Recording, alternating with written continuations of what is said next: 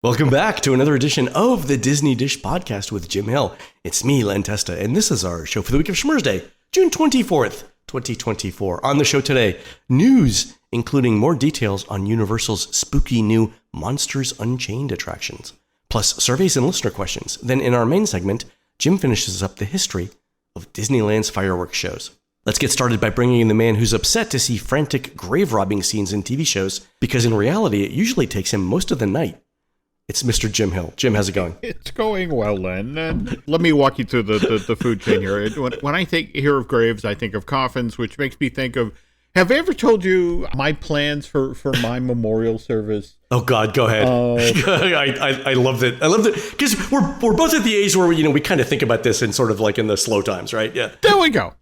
But again, I need to get Alice on board with this idea because I want to get a laugh in that room. Oh, yeah, 100%, yeah. So my thinking is everybody does the viewing thing where, half the coffin is open and it's the upper half. I want to persuade Alice to do it, only have the lower half. Oh, yeah, with unusual shoes, like clown shoes. Like what? Well, no, this exactly loud plaid golf pants, argyle socks, and saddle shoes, okay? And it just, and again, you're not allowed to open the other end. It's just sort of like, wow, those are some snazzy shoes, And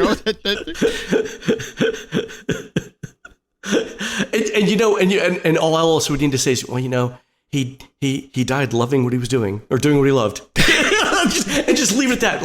Like just make the most bizarre sort of lower body costume. He died what he loved, doing what he loved, and just leave it at that. And if people ask, Alice would be like, oh, Jim. And just leave it. That's right. I hate to say that we're workshopping this idea already, but my God. All right, but on the other hand, we're doing so much of the heavy lifting for my daughter. I love that. You just go listen to the podcast. That'll explain everything. So my one idea that I have so far is so anytime I do somebody a favor, I always say, just remember, I'm a miserable bastard, right? And so my idea is at my eulogy, I want everyone to come up and their introductory line has to be, Len was a miserable bastard. And then they can say whatever they want, but like everyone will get that joke that's there, right? Anyway, and speaking of memorials, let us do a quick shout out to our subscribers over at patreon.com/JimHillMedia, including Annie Barton, Katie Leisinger, Paul Matheson, Nathan Shar, Michael Groner, and Chris Holland. Jim, these are the Disney cast members who run the world's most complicated currency exchange, and it's in Frontierland's Frontier Trading Post. Because Frontierland spans decades of American history, the exchange desk needs to know when you're coming from, as well as what you've got to exchange. Annie says that if you're trying to exchange beaver pelts for Mickey pretzels, those furs were slightly more valuable in the early 1800s, so come in from the Liberty Square side of the shop to get the best rates. True story. Well, okay. Given that every so often I see roadkill out here on the sides of the roads in New Hampshire, I now know what to bring with me along to Florida, for my snack needs at the Magic Kingdom. I almost started with this subscriber acknowledgement brought to you by NyQuil. But anyway, on to the news. The news is sponsored by TouringPlans.com. Touring Plans helps you save time and money at theme parks like Walt Disney World. Check us out at TouringPlans.com. All right, Jim. Looks like Disney's new drone show, Dreams That Soar, appears to be doing really well. And I say that because Summer House on the Lake has started offering a guaranteed seating reservation for the show for $25 per person. So that's going to be a good indication, right, Jim? Okay. That's a welcome sign. Asking you with your Touring Plans hat on, are we still seeing stronger attendance at the 9, not the 10:45, or you can basically still walk up at 10:45, right? Yeah, and it looks like Disney's providing a little bit more flexibility about being able to watch the show from the garages too. I think maybe that was only an opening night security thing. So there are multiple vantage points, but besides Summer House on the Lake. But I do like Summer House on the Lake. I think the food's good. And if you're trying to do the 9 o'clock show, and you have to eat anyway, $25 per person, if it's two of you for date night, I can see that. Absolutely. All right, Jim. Also, over in Frontierland, it looks like Disney's getting ready for the Big Thunder Mountain refurb for later this year. So Disney's filed a construction permit that runs through August 8th, 2025. And while Disney hasn't said yet when the refurb will begin, word around the mine entrance is that it might start this September. Does that seem reasonable to you? Yeah. I mean, on the other side of that, Tiana will be well through its first couple of months of really for real operation. And it's like, okay, we can button that up, pivot to the next project. And that was my question for you. So if Tiana is still having technical issues, does that affect the Big Thunder redo? Like, would they bring down Big Thunder if Tiana's is not running reliably? And then how does that all factor into Beyond Big Thunder, right? Because there are larger schedules at play where you can't delay that indefinitely, right? Yeah, everything I'm hearing is that the work that has to be done for Big Thunder to prep for Beyond Big Thunder, it's a crucial domino that has to fall. So, I mean, short of Tiana stepping into a log and knifing someone, A rough neighborhood, man. There we go. I don't see them stopping that project. I mean, that goes down, the work gets done, and then Beyond Big Thunder. Also, I note that Frontierland Trading Post has some exterior work going on related to, I think, the stonework around it.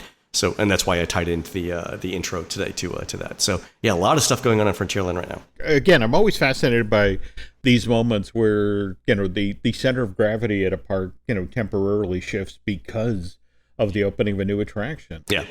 So hopefully they'll get it worked. They've got less than a week now, right? Okay. Also, Jim, did you see Universal's release of new concept art and details for the Dark Universe Land? I did. In fact, Eric Hurst and I were just talking about this on our Epic Universal podcast and going through the various attractions, restaurants, that sort of thing. I have to ask, what leaped out at you from the stuff that was revealed? I mean, there are a couple of things. Let's go through it real quick. Let's go through what's there, and then we'll talk about sort of the overall impressions. So there are a couple of rides. One is Curse of the Werewolf, which is a family-friendly spinning roller coaster. I often think of family-friendly werewolves, Jim, when I... Well, no. I mean, I have to admit, this is my concern of Darkmoor Village. That and don't get me wrong, Universal clearly understands that there is money to be had off of horror. I mean, the Halloween Horror Night. That these folks understand this side of the street. But yes, that phrase, family-friendly spinning coaster that's themed around werewolves. Sure. It's sort of like, chocolate-covered broccoli. I'm waiting for the Toy Story Land redo of Slinky Dog Dash into Slinky 2, Slinky's Revenge, where it becomes the dark ride. Well, Slinky gets rabies, just sort of like, whatever. So. Anyway, so Curse of the Werewolf, the setup is a mysterious figure tells you that you bear the curse of the werewolf. You're put on a wagon and sent into the woods when a full moon appears. Looks really interesting. The thing that I love about it is the theming and the landscaping. It really feels like, Eastern European village as far as the concept art goes. No. Absolutely. And family-friendly rides, going to have decent capacity. Typically stuff like that is fairly well known and reliable. Hopefully they're not doing anything, super exotic with the ride mechanism, but that should be able to handle a large number of people. That'll be great. The other one is Monsters Unleashed, the Frankenstein Experiment. And here the great-great-granddaughter of Victor Frankenstein, so Victoria Frankenstein, has continued his experiments and has developed in her laboratory the ability to control monsters, or so she thinks. Okay. And then something goes wrong. I brought this up with Eric yesterday, and I want to, again, you're good with numbers. Okay. Sure. Okay. It's the great-great-granddaughter of Victor Frankenstein. And according to what we've seen in Universal's own classic monster movies, those are set basically in what? The late 1800s, early 1900s? Sure. Okay. So if we're doing the great-great-granddaughter, shouldn't she be dressed for the 1960s with a miniskirt and a fro or something like that? I mean, she looks very goth here. I guess I'm obsessing about the wrong details here. You're kind of stealing my goth joke here, Jim, but go ahead. Okay, all right, there we go. Go ahead. I thought for a second about trying to do the family tree and making sure that actually worked out, great-great-granddaughter, which would be 3 generations removed, right? And then I was like, you know what? If we're going with werewolves and Dracula and Frankenstein, I'm willing to give a pass to generational, intergenerational calculations. Yeah. So this is going to be the thrill ride, right? Yep. The marquee attraction for this side of the park. What was interesting is they have a 6-minute long video where the team at Universal Creative talked up this project, and one of the folks was talking about, we're using every tool that we had, every bit of technology we've used previously. And then we realized with this ride, in order to pull it off, we had to actually invent tech. So it's going to be fascinating to see this in action. Yeah, it looks really good. And to your point, it's the marquee attraction for the land. It looks super good. They've got a ton of characters, and there's a lot they can do with it too. So that looks really good. All right, the land also features a burning windmill, and burning windmills are kind of a staple in horror movies. But in this case, the windmill is a bar called the Burning Blade Tavern, and it's where the monster hunters hang out. Yeah. So I'm guessing here, Jim, everything comes with a side of garlic necklace. If they're not handing those out on opening day, Jim, something will have gone wrong. An opportunity will have been lost. But that looks good, right? So bars and taverns are a staple of theme park lands now. Universal has done great with the Harry Potter stuff. This one looks to be equally as fun. And you could do a lot of stuff there. You could play it serious. You could go camp. I mean, you could alternate it, right? So the experience inside the tavern can change all the time. Also, there's a quick service called DeLacy's Cottage, where the original Frankenstein's monster once ate. So it'll be a variety of snacks and ice cream and things like that. In terms of other things in the land, the Das Steakhouse restaurant is run by the familiars of the vampires. So the familiars are the pets, the animal pets of the vampires, who are looking for potential victims. Jim, they're already writing the steaks jokes, right? Like they have to be.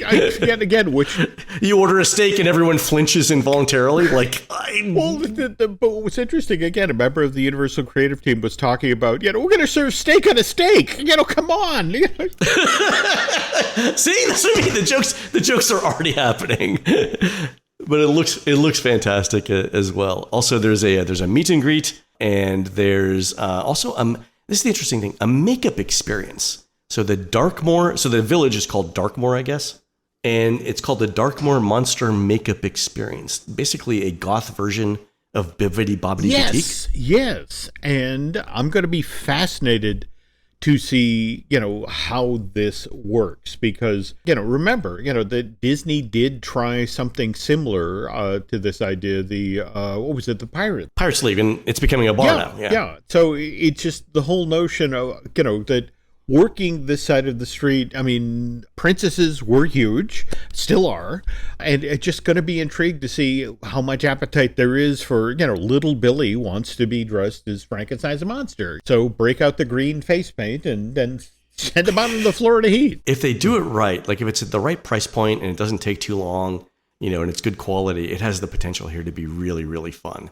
Because, imagine you get that done, then you walk out, back into the Burning Blade Tavern, right? You look like a monster, and there are monster hunters there, right? The gags that they can build on top of, that they can layer, in the land are just all kinds of potential, right? Yeah. Now, the one thing about Darkmoor Village that's kind of intriguing is they mentioned that, the attractions on this side of the park, the show on this side, this is really not G, but more PG. In fact, it's PG-13. They actually said that in the promo video. Yeah. So it's going to be interesting to see, if they stick with that, and more to the point, what a PG-13 theme park experience is like. I love your point here, because Universal's kind of got a needle to thread here, right? On scary versus family friendly. Some of the monsters are canonically scary, right? But that you can't just do just that. No, you can't. But on the other hand, if you'll recall, just last year when me and Mr. Schul were on the upper lot at Universal Studios Hollywood, and we found a quiet corner to record, and do you remember when we were sitting there, their walk-around version of Frankenstein's monster And his bride came through several times. And the bride, yeah. And Jim Hill had to wave them off from coming over and attacking us. Because they're like, yeah, we're recording. We're actually doing something here. But they wanted to come play, which was great. It was. Yeah. So, it will be interesting to see what the Universal team members in Florida who are playing these monsters, again, in a PG-13 environment, what can you do when you're interacting with the guests? It looks like so much fun. All right. So let me ask you this question, Jim. Disney has yet to say what its plans are for Beyond Big Thunder. And one of the rumored things that are going in there is a Villain's Land. Let's say that Universal opens this Dark Universe mid-2025 and it's a smash, right? Does that affect Disney's plans for a Villain's Land? Like, on the one hand, it's like, oh my God, people love scary things and villains. Let's do a Villain's Land. On the other hand, it's like, it looks like, oh, I want to do that too. I want to, it looks like Disney's, sort of piggybacking on it. There are pros and cons, right, to it. What do you think? Well, I mean, the nice thing is that Disney can literally reach into its archive and pull out the plans for various villain-related projects that it came within inches of making. I mean, for example, for DCA, when that park first opened, there was the King Triton's carousel, but the plan was that basically 100 feet away in a turnaround area for California Screaming, there was supposed to be the Ursula spinner, where you were literally in her clutches of her tentacles as you spun around. Likewise, I think, in fact, on this podcast, Len, we talked at length about Villain Mountain, the second flume ride for Florida that was supposed to be originally built on top of the old 20K spot for that park. So, I mean, Disney can easily go to its archive and said, look, we had plans. We just never turned the key. But now we have the right spot. We have the right idea. And also, everything that we've been hearing about how supposedly the Villain Land area is going to be adjacent to the Magic Kingdom's Haunted Mansion. So it's like, if anything, it's on theme to have a villain thing next to the scary Haunted Mansion. So yeah, yes, Disney will get cuffed for this was a good idea. Why didn't you do this decades ago? And it's like, well, we never had the right spot until today. That'd be interesting. I haven't thought about the entrance to a Villain's Land being over in Liberty Square behind Haunted Mansion, but that would be interesting. Yeah. In fact, as I understand it, that there's one iteration of this plan that groups the Coco Land next to the Villain Land, next to the mansion, with the notion of, you visit the land of the dead, and so it's like, so in theory you have all of your pseudo scary stuff all in one spot in the park, but again, who knows where that plan is today? I think Disney maybe appreciates going second on this because they get to see what works and what doesn't. So we'll say. There we go. But to your point, though, I mean, they do have a ton of property, and their villains are different. Oh yeah. Than Universal's villains, right? So they do have options. So all right, we'll see. We'll see what happens. All right, Jim, on to surveys from Jeff. A new set of survey questions about my Disney experience, and Jeff sent in about half a dozen of these. One of them is, and again, all of these are strongly agree to strongly disagree, but it contains questions like this: I think that I would like to use the My Disney Experience app frequently. Strongly agree to strongly disagree. I found the My Disney Experience app unnecessarily complex. I thought the My Disney Experience app was easy to use. I think that I would need the support of a technical person to be able to use the My Disney Experience app. I found the various functions of the MDE app were well integrated. I thought there was too much inconsistency in the app. And then the last couple of questions. I'd imagine that most people would learn to use the My Disney Experience app very quickly. I found it too cumbersome to use. I felt confident using it. I needed to learn a lot of things before I could get going with the My Disney Experience app. Wow! Yeah. Very rarely do we get this bipolar a poll, Len. Well, this is my thing. So I think these are the kinds of questions that you might ask if you were thinking about redoing the app. Yeah. The point counterpoint of this. We've talked about this, Len. Disney never writes a survey without going into a survey wanting a certain result, and Yeah, I think you nailed it in one. Based on feedback, they're looking to redo the app and just looking for an excuse to the funding to do that. But wow. Yeah, I saw this and I thought to myself, there's no way that people over at Consumer Insights are just throwing stuff against the wall to see what sticks. This is the result of somebody asking a question. So, but the thing to me is this. All kidding aside, the people who design MDE have one of the most difficult jobs in the company because the app is supposed to satisfy a whole basket of critical business needs, some of which conflict with each other, right? So you've got to provide clear information relevant to guests in a super fast and efficient way. But you also have to upsell front and center, right? It has to be really simple to use, to navigate on very small screens. But then you have to explain to new guests, like, here are the things that you don't know that you don't know. And I think I've talked about this briefly on the show before, but last year when we redesigned the touringplans.com website, we spent 6 months on menu navigation. And the idea the idea was around how do we tell people there are things that you don't know using navigation, right? So if you're a new guest to Walt Disney World, you probably don't know what a virtual queue is. You don't know what an individual lightning lane is. You don't know what a Genie Plus is, right? So your app navigation has to make it easy, for people who already know what those things are, right, to get them done fast. But ideally, the app navigation should reinforce this friendly user interface idea that, hey, I'm talking about ride reservation systems here, which you might find useful, and here's how they work in Orlando, right? But imagine that now when it's like, I got 240 pixels to say all that. Like it's a challenge, right? No, absolutely. I mean, I do not honestly envy anyone who would take on redoing the Disney Experience app, given how honestly complex a Disney World vacation is these days. And again, to make that navigatable and understandable on the screen the size you find on a smartphone. It's like, oh, and do that while hopping on one foot while rubbing your belly and patting your head. Just sort of exactly. If there's one hint I can give to the app designers for MDE, it's always make the restaurant stuff front and center, because the people who work in the restaurants have knives and know how to butcher a carcass. I'm just saying, you got to prioritize, right? On to listener emails. All right, from Gordon on the question of whether a mountain is authentic to Louisiana in Tiana's Bayou Adventure. Gordon says, can we just suspend disbelief, become a kid again, and say it's not a mountain, it's an entrance to a magical place that Tiana's new restaurant is located? We do it in every other attraction. And I mentioned this, it's a straightforward comment from Gordon, but I mentioned it because it's one of the things that I have to constantly remind myself of when I review a ride.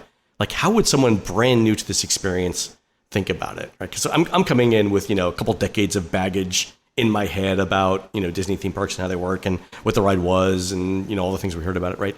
And I know, but it's not always that simple, right? Anytime Disney puts an IP into the park, you have to think about how the ride fits in the canon and stuff like that. But at the end of the day, like, sometimes it's helpful to just think, okay, I'm 10 years old again. What is this ride to me? And it's a good point to remember. No, absolutely.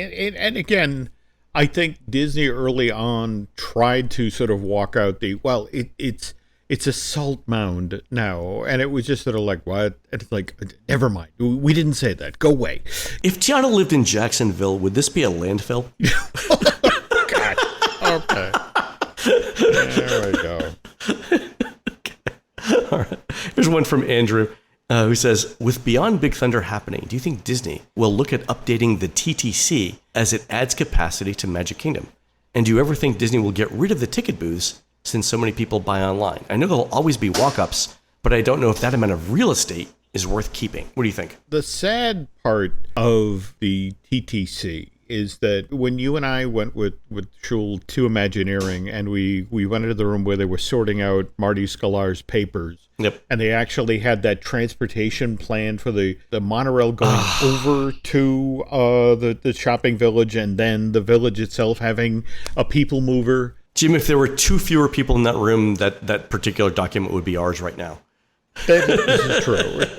I was working on the diversion. I really was, But here's the thing, once upon a time in the mid-1970s, Disney actually had a division at the company that worked on transportation system. They thought that the people mover and the monorail and that sort of thing was going to be a legitimate revenue stream for the company. And is it Dallas Fort Worth where they built it, or it was in Texas. Yeah. Okay, but again, when that business unit just failed to take off, Disney's incentive for using Walt Disney World as a showcase for these transportation systems kind of fell off the table. And to be blunt about Andrew's question here, that yes, they do need to redo the TTC, but largely because the monorail is so out of date and, really needs to be overhauled just to handle the number of guests it has now, let alone we were thinking potentially there could be 20, 30,000 people more a day in the kingdom with Beyond Big Thunder. Is that what we were thinking? That would be a lot, but even 5 to 10K is an additional couple thousand cars. Yeah. And that's assuming that we're at current capacity. But on peak days it could be a lot, right? So that's. And I know they're working on the north side of property there with roads and stuff like that. But I don't think they're ever going to do 2 TTCs, like a north and a south. That would just be crazy. Definitely seems a bridge too far. But on the other hand, as Andrew pointed out, I mean, you have all of this valuable real estate there that, it's like ticket booths. It's like, wow, remember we used to buy tickets? It's like, so I'll be intrigued to see what happens in this corner of property over the next 10 to 15 years. And let's also be blunt here. One of the other reasons this might change is, again, we're running out of space to put Magic Kingdom Resort area new hotels in.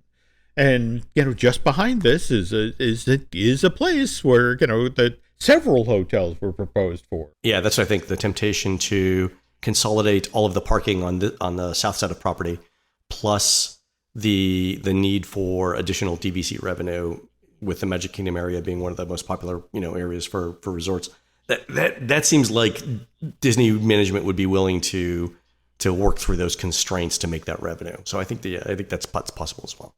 All right, here's an email from Marcia who says, "I love that you referenced the rat race from the Carousel of Progress in your June 3rd episode. That's my mom's favorite attraction. In the 90s, it was in some disrepair, but we always rode it with her. Once we were stuck in the 1940s scene for 3 rotations, and when John mentioned this new concept called the rat race, someone in the audience kept yelling out, 'The what?' It's forever our favorite Disney quote. Keep up the good work."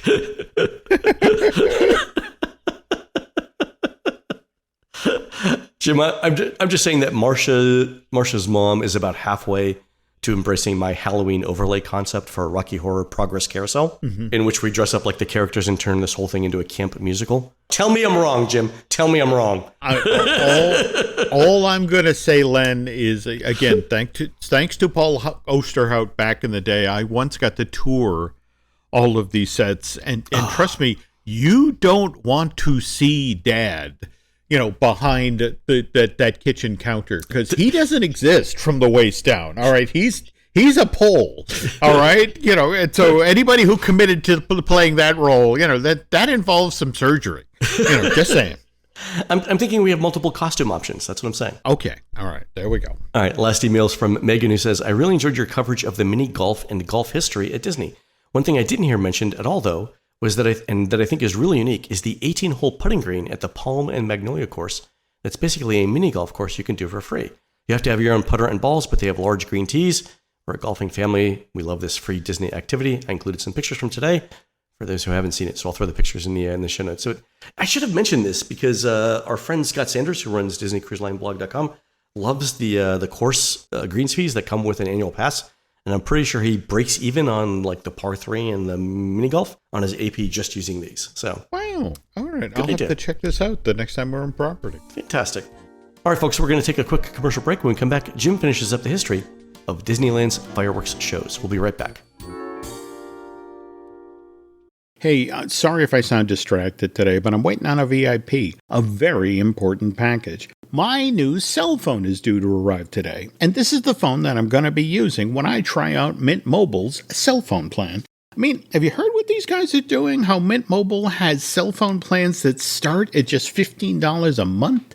And these aren't just bare bones plans either, people. We're talking high-speed data and unlimited talk and text delivered on the nation's largest 5G network. And the beauty part is, you get to keep your same phone, your same number, and all of your existing contacts. It couldn't be easier to make the switch. But if that's really true, Jim, then why are you getting a new phone out ahead of trying Mint Mobile's cell phone plan? And the answer to that question is, well, the cell phone that I'm using right now is ancient, elderly. It's so old, I don't plug this thing into a charger. This cell phone is actually steam-driven, which explains those third-degree burns on the side of my face. Okay, back to Mint Mobile now. Look, folks, if you're paying more than $15 a month for your cell phone plan, you're doing it wrong. You shouldn't have to break the bank for quality cell coverage. To get this new customer offer and your new 3-month unlimited wireless plan for just $15 a month, go to mintmobile.com/DisneyDish. Again, that's mintmobile.com/DisneyDish. Cut your wireless bill to $15 a month at mintmobile.com/DisneyDish. $45 upfront payment required, equivalent to $15 a month. New customers on first 3-month plan only, speed slower above 40 gigabytes on unlimited plan. Additional taxes, fees, and restrictions apply. See Mint Mobile for details.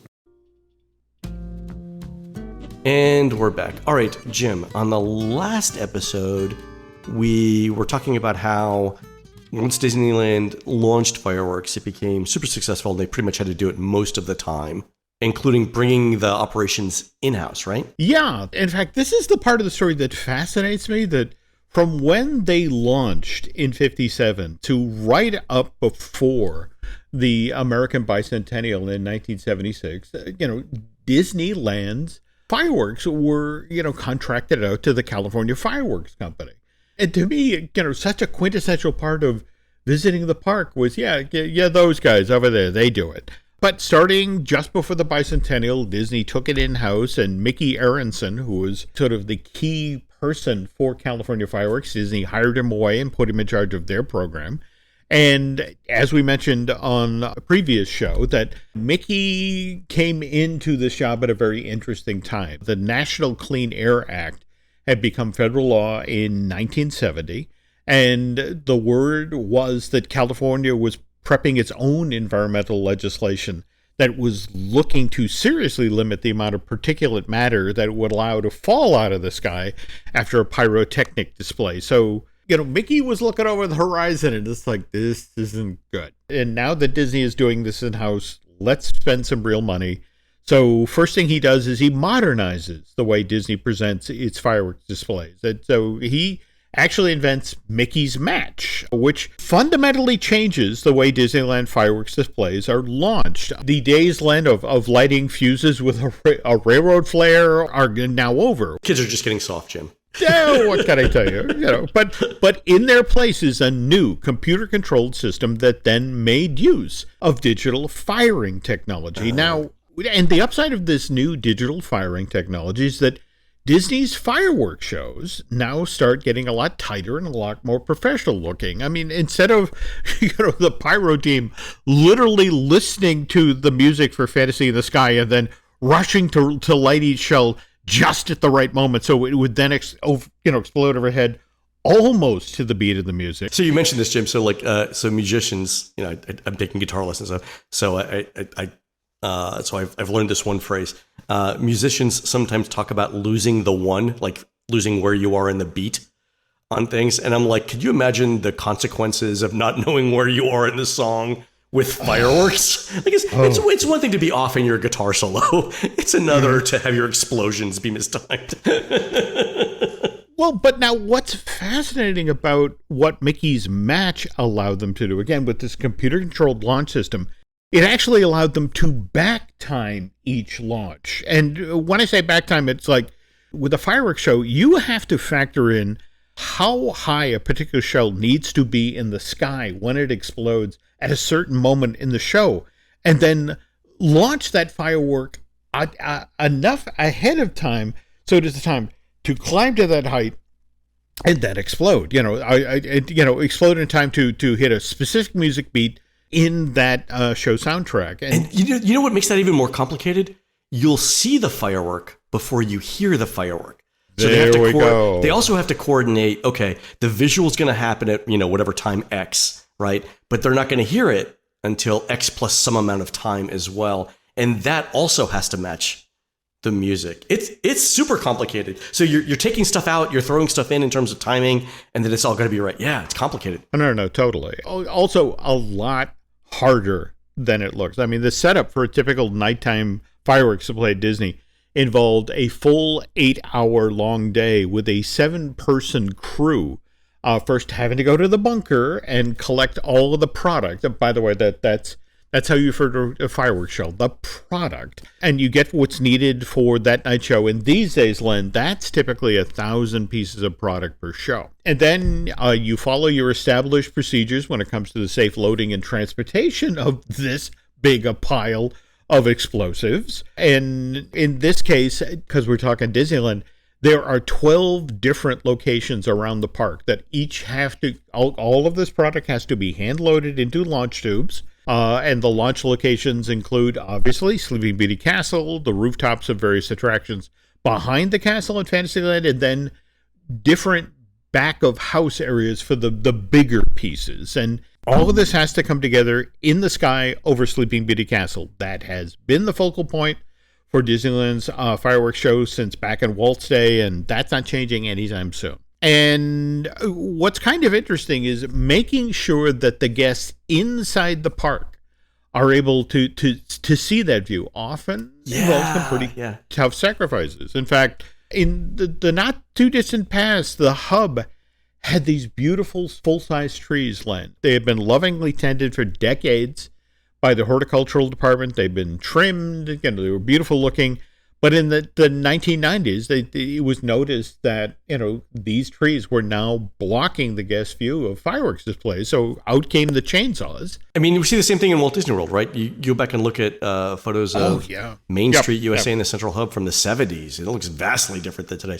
And the answer is that if fireworks displays and parades became more complicated and people wanted, people who were paying good money wanted better views, and so the trees had to go. That they did. Though what's interesting about what happened in Anaheim is that Tony Baxter was actually able to rescue a couple of these. He had them transported from Anaheim to his backyard where they stand today.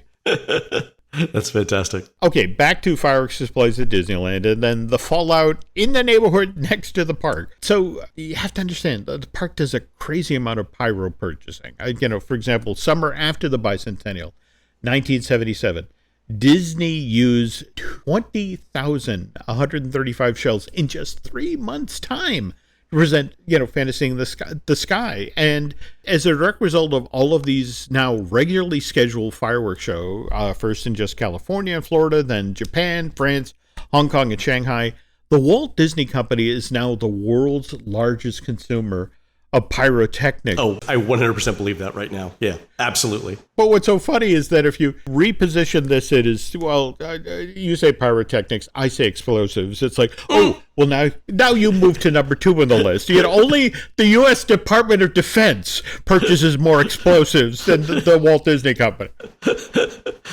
I don't think we're going to get Raytheon as the sponsor for the fireworks shows anytime soon, but that would be some marketing. That would. Okay, But now we need to sort of break these fireworks shows down into the component parts, and specifically the black powder igniter, the thing that actually shoots the shell high in the sky and reaching the precise height that it needs to explode at. It's this part of the firework that most concerned Mickey Aronson. It's that combustible material, but to be specific, Len, the potassium chloride, which is created when potassium perchlorate oxidizes. That evidently is what creates the toxic metals that were continually raining down on that housing development behind Disneyland. Oh, and it's propellant, right? It's not the actual explosion itself. So guests don't even see it. No, okay. Right. But what's interesting is that Mickey began thinking at this point, well, perhaps it would be possible to create a way to launch fireworks that then wouldn't leave so much of a chemical signature of toxic metals behind. Slingshots. Fantasyland trebuchet. Pull! I'm full of marketing ideas here. Go ahead.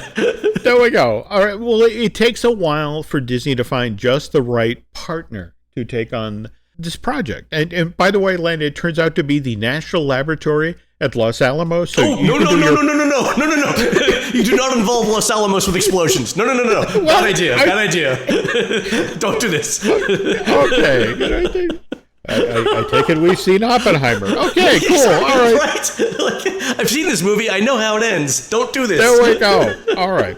But it is, in fact, with the help of the nice folks at Los Alamos, that Mickey and his pyro team come up with a smokeless launch system. Oh. One that uses compressed air to hurl fireworks shells high in the air, which eliminates the need to use black powder to launch these shells, which then takes a lot of the chemical residue and the physical fallout. I mean, we're talking the paper wrappings for the black powder portion of these shells from the equation. And that is smart. All right. It is. All right, so they began testing this system in 2003, successful enough that Disney actually patents this compressed air launch system following year 2024. Now, downside, Len, is the black powder portion of the previous version of these fireworks shell that Disney used to use. Well, they didn't just power that firework, up to the right height, that it could then explode at. It was actually this burning black powder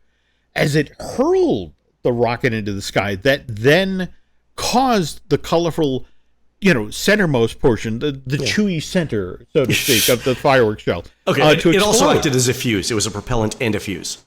There we go. All right. Got So it. Go ahead. So now, with the black powder removed, Disney had to invent another device that then told this fireworks shell when it reached just the right height that it was now time to explode. And I'm guessing here this is not something like pigeon-activated explosions, because that would be as memorable as that would be, Jim. You go through a lot of partridges. Why am I covered with feathers? But yeah, Disney is eventually able to invent a computer chip, which can be inserted in the core of each fireworks shell, which then replaces black powder's secondary function. Oh, right, like a chip that measures atmospheric density, like a barometer. Okay, and those exist. Like if you're into model rocketry, that kind of telemetry chip exists. Okay, go ahead. See, that's what they actually built this on the back of. So the chip tells you, the shell has reached the right height, so it's now time for your colorful core to explode. But as you might expect, Len, those sorts of computer chips are expensive to first design and then manufacture. So now we have reached the dirty little secret that's right at the center of the rise of projection mapping shows at the Disney theme parks, not to mention the recent proliferation of drone shows at the Disney parks. And it's not just that Disney has some nifty new tools and toys that it can use when it stages nighttime shows for the parks, but rather projected mapping shows and drones. To be specific here, the technology you use to stage these shows it's reusable. It's equipment you can invest in and then still keep using years later. The drones don't blow up. Okay, yeah, I got it. Yeah, that's it exactly. With a fireworks shell, even these air launch ones with the computer chip inside, it's a one and done. And also, as we mentioned earlier, expensive to make. So this is why over the past dozen years or so, we've seen Disney very deliberately cutting back on the amount of pyro that it uses in nighttime shows. And not just because it's the environmentally friendly thing to do, but because long-term, using projection mapping or enlisting the use of drones to present these shows on a nightly basis is more cost effective. So, I mean, not only that, it's kind of like a win-win, right? Because it's more flexible in terms of what it can show. Drones can move around in ways that fireworks can't, and they can change colors much easier than fireworks can. But it's not a complete replacement because there's still the explosion, right? You can't beat things blowing up. But yeah, you can't. Thing goes boom. The other thing, when you look at it cold-blooded like this, the other thing you have to take into consideration is the sheer number of fireworks displayed that Disney presents at its theme parks on an annual basis. Now, again, we mentioned top of the show, Disney started fireworks displays back in '57 as part of its date night at Disneyland. And that year, Len, total year, they presented 62 fireworks displays over Disneyland. That's July and August this year. There we go. No, that's exactly. In fact, if we jump ahead just 50 years, and now Disneyland Park, along with its next door neighbor, California Adventure, is presenting fireworks displays 239 times a year. That's almost 4 times as many, and which is honestly a lot to ask of the people who live on the other side of Walnut Street. Yeah. I mean, it's one thing to say I signed up for 62 shows a year. It's another to say I signed up for daily shows, right? And that's the people who moved in could legitimately say, I agreed to X, not to Y. I get that. No, absolutely. And yes, remember with this new, air launch system, far fewer chemicals, landing on the roof of your car, far fewer paper wrappers on your lawn the next morning. But still, there's all that noise every night at 9. Oh, by the way, during the summer, Disney's fireworks displays are at 9:30, obviously because of daylight savings time, 9 p.m. during the cooler times of the year. By the way, for the folks who live, beyond Walnut, Disney is still paying for soundproofing when you ask. And what's kind of interesting just lately, Len, and I'm not saying this is on the back of the Disneyland Forward project that's been going in front of the Anaheim City Council, but I just heard that if you approach a Disney company and say, hey, my pet is now exhibiting behavioral issues that I think are linked to, all the noise they're being exposed to, it's like, okay, we'll pay for a therapist. And I know it sounds crazy, but that's a small amount of money to generate that goodwill. I totally get it. It's the right thing to do. Absolutely. And more to the point, this is a moment that Disney is very definitely looking for more goodwill from the Anaheim community. But all right, long story short, folks, fireworks at the parks aren't going anywhere, but we're definitely in an era of transition where we're moving from pyro overhead being the whole show to fireworks displays both high up in the sky as well as blasting off of rooftops, those sparkler-like displays, becoming just one element of a nighttime show at the park, which is not necessarily a bad thing, especially if you live over behind Walnut Street in Anaheim. But it is different. And on a final note here, Len, again, remember, this story started off with Walt showing up, one Friday night and, Joe Fowler and, leading him out to the corner of the parking lot, where they set up a sample fireworks display using a railroad flare. Whereas today, when the fireworks displays are launched at Disneyland, it's launched from a backstage control room where a bank of 24 video screens cover each of the 12 launch points. And the person sitting there at mission control, so to speak, can see any one of the 333 air launch tubes. And immediately it's like, all right, what's going on with that one? So it is state of the art these days. It's a fantastic operation. I mean, those guys do a great job every night. They do. They bring it daily. They do. It's great. Yeah, they do. And it just, for me, it's going to be interesting to see. In fact, you were talking at the top of the show about how the folks at Summer House at the Lake are now offering the $25, a guaranteed seat for this nighttime show. And it seems to be successful, which suggests that, we're going to see the drone shows start to walk out in the stateside parks. And given what they've been doing in France, potential for some really spectacular stuff, which, by the way, have you seen anything of the new sensational show at Universal, the one that debuted out over Universal Lagoon at Universal Studios Florida? I did, and I really liked the drone component of it. I think was again the most promising part of it, where it's recreating things like scenes from Jaws and stuff like that. And I thought it was very good. I need to go back and see it where I can get the music as well, but I'll probably do that this weekend. Oh, cool. Jim, that was a fantastic and deep dive into the history of Disneyland's fireworks. Thank you. Oh, you're welcome. All right, folks, that's going to do it for the show today. You can help support our show by subscribing over at patreon.com/JimHillMedia, where we're posting exclusive shows every week. Our most recent show is a look at the classic Epcot attraction, Goofy About Health, at the Wonders of Life Pavilion. Check it out at patreon.com/JimHillMedia. On next week's show, July 1st is Canada Day, and Americans are terrible at geography, so we're going to talk about the history of Epcot's Norway Pavilion. It's penguins any way you look at it, eh?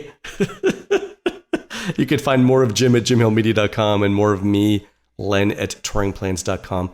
We're produced spectacularly by Eric Hersey. He'll be defending his bull riding championship by riding Panhandle Slim III at the Rodeo Alaska Champions Tour, part of the Alaska State Fair, on August 24th, 2024, in beautiful downtown Palmer, Alaska. While Eric's doing that, please go onto iTunes and rate our show and tell us what you'd like to hear next. For Jim, this is Len. We will see you on the next show.